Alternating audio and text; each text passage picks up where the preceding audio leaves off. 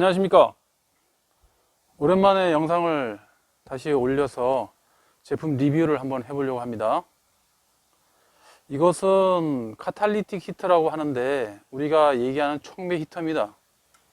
이게 왜 촉매 히터냐 하면은 휘발유를 바로 연소시켜서 열을 얻는 것이 아니고 휘발유를 집어넣은 다음에 여기 촉매를 거쳐서 촉매가 타는 식으로 그렇게 이제 열이 발산이 되는 겁니다.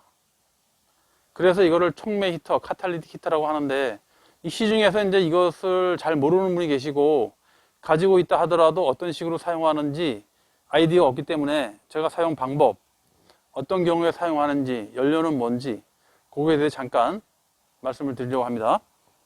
이것은 휘발유를 사용하는데 우리가 주유소에서 파는 휘발유도 가능하지만 거름하고 냄새가 많이 나요. 보통 정제 휘발유라고 합니다.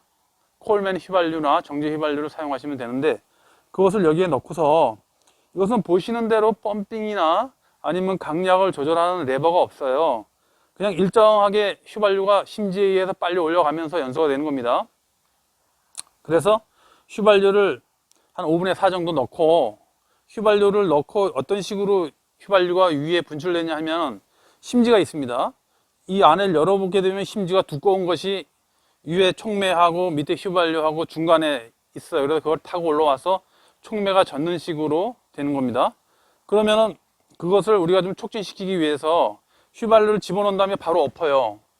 바로 엎어서 한 3분에서 5분 정도 지나면 여기 휘발유가 내려와서 여기 젖을 거 아닙니까?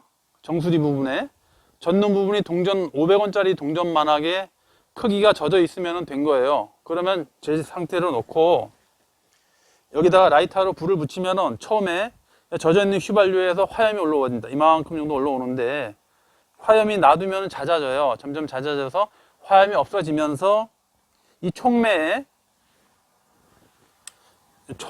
뻘겋게, 이거 손난로 아시죠?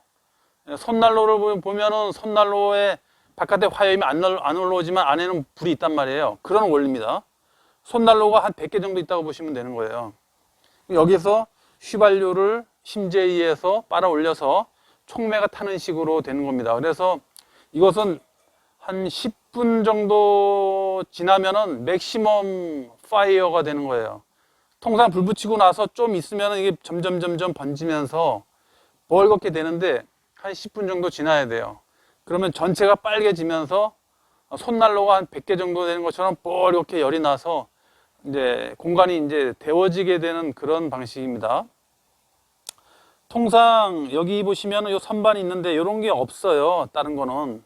요거는 이제 이게 있음으로써 여기에서 음식도 가열해 먹을 수 있는 그런 장점이 있는 겁니다. 그러면은 이것을 끌 때는 스위치가 없으니까 어떻게 끄느냐? 간단합니다. 공기를 차단시키는 거예요. 이렇게 질식시키는 겁니다. 딱 덮어주면 꺼지는 거죠. 요것도 마찬가지로 촉매 히터인데 이게 다나 거예요. 다나 아시는 분 계시죠? 다나 디자인이라고 옛날에 그 아크테릭스 전신이잖아요. 이게 유명한 겁니다. 다나 건데 이게 아직도 돌아다닌다는 게 참 신기한 겁니다.